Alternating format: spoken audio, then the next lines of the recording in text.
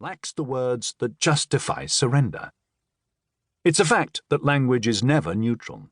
It implies a system of values, and it applies them tyrannically, choosing what to define and what to leave unnamed.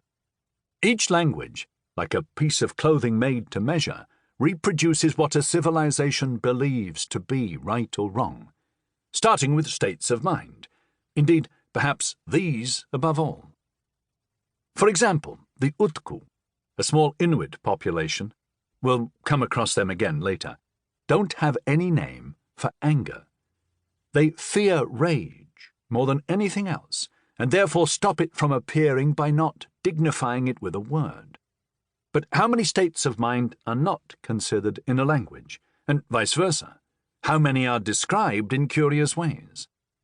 The Koreans use the noun han to indicate a particular gloomy kind of hope, when the prospect of a better future clashes with resigned acceptance of a lousy present. I defy anyone not to have experienced it. And yet we don't have an exact word to express it, because our morality, first classical, then Christian, always pitches us into the future, not allowing us any hesitation, as if it were a danger to be warded off. The German language, too, has a magnificent word, Torschlusspanik, to describe the fear of missing crucial moments in our lives as time slips through our hands.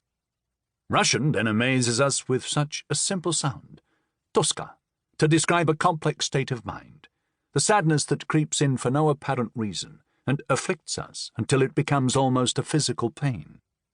The Japanese word shoganai condenses into a single noun the need to carry on without looking back, accepting that everything may have its meaning but doesn't necessarily fall under our control.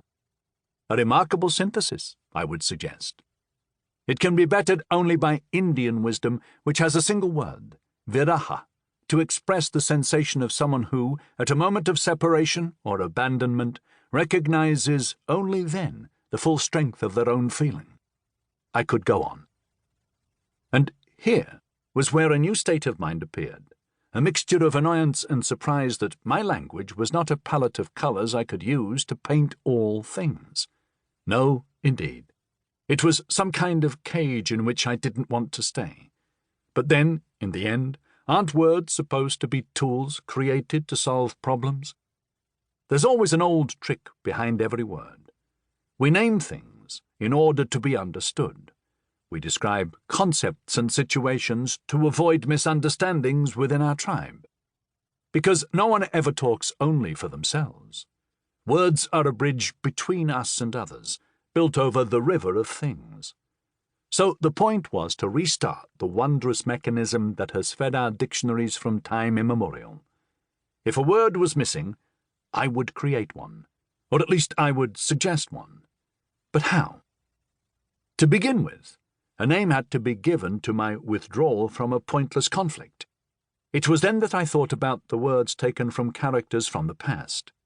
We have the word Stakhanovite, because the Russian miner Alexei G. Stakhanov beat all records for dedication to work, digging out several hundred tons of coal in a single shift.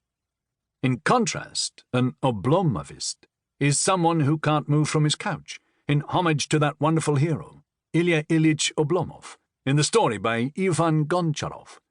He sought refuge in the arms of his sofa after having escaped from the relentless suffering of his office. And then, still in the workplace, there's the word Luddite, with which we brand anyone who fights against the spread of technology at work.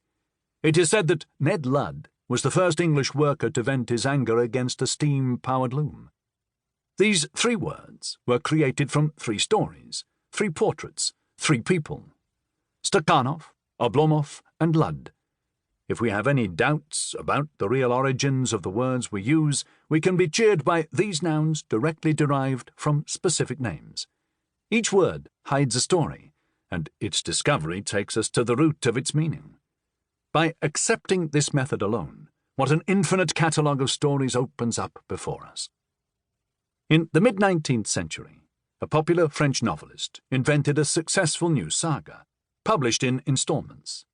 Pierre-Alexis Ponson d'Outraille was a slapdash, hack writer, but that didn't prevent him from achieving great fame with the bungled adventure.